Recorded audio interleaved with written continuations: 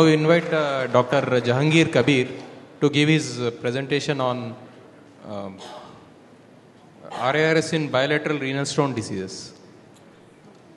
Okay, learned audience, moderators. Greetings from Bangladesh.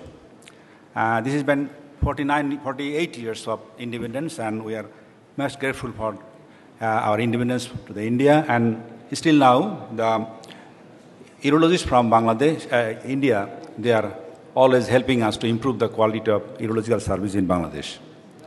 So this is the place where we work. As you know, the history of stone disease almost begins and go parallel with the history of civilization. And it is still a global disease. Every corner of the world, they suffers from stone disease. The incidence may be more or less, but the problem is that the incidence is rising with an established global prevalence of 10 to 15% in next 20 years. And up to 25% of the patients may have multiple renal stones. So it is probably the global warming and dietary factor, lifestyle is the factor. I'm not going to go to the details, but once someone has a kidney stones, the likelihood to have another stones is about 50% within 5 years. So there is chance of repeat surgery, repeat interventions. So we need to find out something less invasive. So we are approaching from the large incision to the no incisions in these days because the kidney stone requires multiple surgeries, multiple times, multiple recurrences. And complications, as I don't want to mention, but you have seen already. So basically, when both kidneys gone more than one stones, we can call it bilateral renal stones. And it is different. So some of the stones can be very small, tiny, and repeatedly tiny stone formers. Some of them you can see there's big, some of them couple of stones in both sides. There may be stones, discrete stones in both kidneys, maybe in the ureter, but all are approachable. But you will find something like situation like this where you can see lots of stones. Any experienced urologist will be anxious about doing clearance of these all stones. So the bilateral stones is not as simple. Some of the bilateral stones can be easily managed, some are very difficult.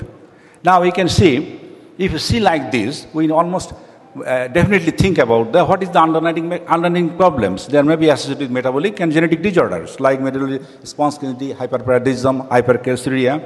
So, but if somebody has a bilateral stones, they may be in danger of acute renal failure. Sometimes they are recurrent stone formations and then repeated surgeries.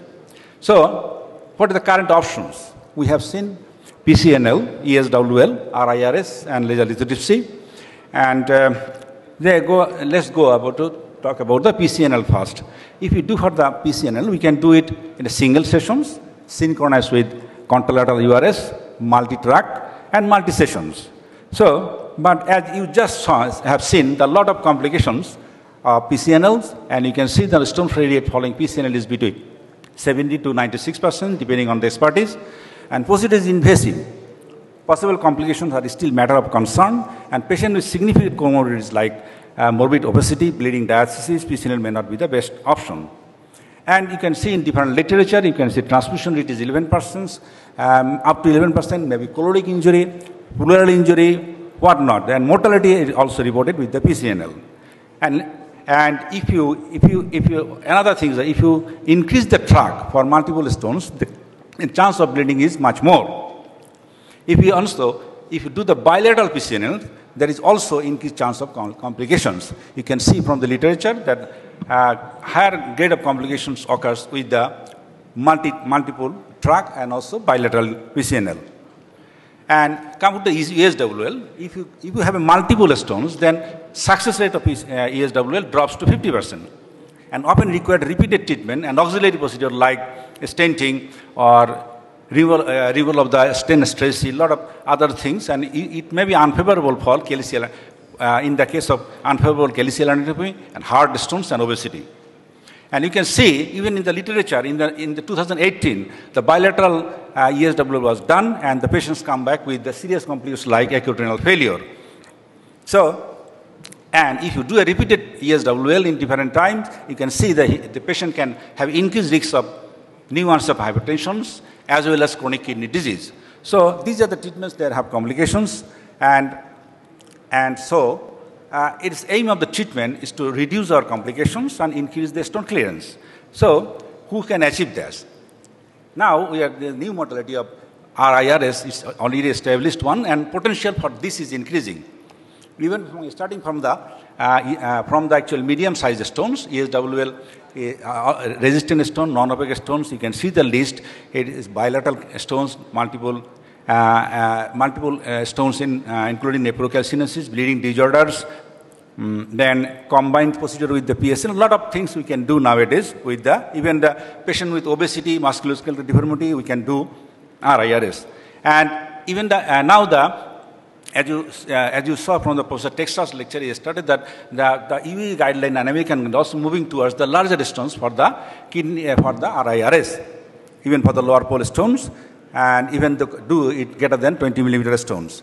And as usual, for bilateral stones, we take the informed consent, but very important that you need to inform them that the procedures may take 2 or 3 times, because in this part of the region, patients wants to get clears in a single go, but probably for the RIRS, you have to go 2 or 3 times. Another test that computed tomography, non-contrast CT scan is probably the best way to look at all stones everywhere, but we have to need also the plain X-ray KUV, because at the time of surgery, we'll get only the KUV films.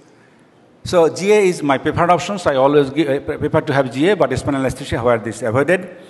Perioperative prophylaxis, I need to have I always do cultural sensitivities to clear any infection, any residual infections, and provide this antibiotic as given as well. But some of the cases develop very severe UTI, about 6 to 10% of the cases. In that cases, meropenem and amikacins may be needed. Ureter dilatation, generally the multiple stool formers, they actually passes stones. So they don't require any dilatation. Most of the cases, probably 1 or 2 cases I encountered need dilatations. But I always go, because some of the bilateral stone formers, they may have stones in the ureter. So we have to proceed to the semi-radioscopes and also dilate first of the obturator of the excesses, then the obturator. And in case of any larger bulk of the stones, we sometimes pierce in the patients so that it can drain kidney more easily. The access sheaths, my preferred choice is a shorter access sheath with a 11 by 14 French, and there are a lot of facilities, all you know, with the access sheaths. So I prefer to put access sheaths in both sides. So introducing access sheaths, I'm not always able to put the access sheaths up to the upper ureter. Sometimes I keep it in the lower ureter, and most of the time it is the mid ureter. And I use both of them, the Flexi XC and push and disposable uteroscopes.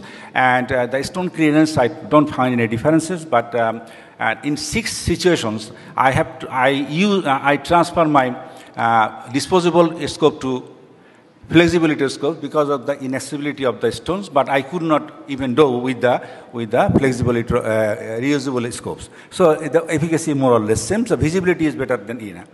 And laser setting, sometimes in a multiple stones, I fragment. If I plant a stage procedure, then I actually fragment the stones, and then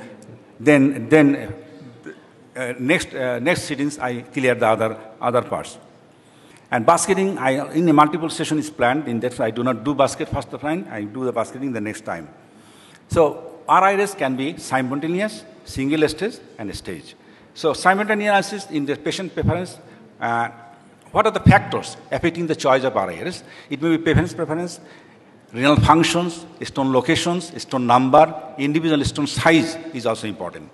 And bilateral simultaneous. This is the procedure where where actually 2 surgeons works together to 2 different kidney. But this is a very morbid patient, needs 2 surgeons, 2 sets of instruments, not gain in popularity, because these are the difficulties. But the most popular is the bilateral single session RIRS, and here I normally follow this criteria. Renal function should be near normal, minimal stone burden, no evidence of infection, easily accommodable ureters. Symptomatic side I do fast.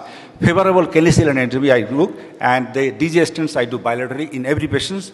And success rate in my series, in different series as well, 80 to 97%. You can see the different series now occurring with the bilateral renal single session surgeries, and then another one is bilateral stress procedure. Here we can see the stage 1, we do the unilateral RIS and then do bilateral stenting. Just 1 minute. And then stage 2, we do bilateral RIS, and then stage 3, we do check RIS and stent removal. If any residual stones, even after that, I counsel the patients, you may need more operations. You can see here, this patient had 16 stones in different places, but all of them cleared with the 3 sessions. So here there is a very large stones in left kidney, and there are few multiple stones in the right kidney. All of them cleared with the 2 sessions. And here you can see bilateral stage RIS we done. It's a very multiple stones with the medullary response kidney and nephrocalcilosis, but we here probably difficult to win the situations, but we can at least reduce the load of the stones and was removing the obstructing lesions. So in case, some of the cases we need to actually synchronize patients with the, say for example, these patients we have do the URS and ICPL here, and then for small stones in the kidney with the RIRS, and then residual stones we cannot reach very dilated kidney, so we can do a mini park on the same side. So RIRS and laser lithotripsy has stood test of time. Bilateral RIRS appears to be the safe procedure, can be performed in a suitable patient, including especially the one in whom the ESD PCLN is contraindicated or not suitable. With the improving technology and increasing use of experience, more procedures are being performed with less morbidity and reduced cost. Thanks for patience hearing.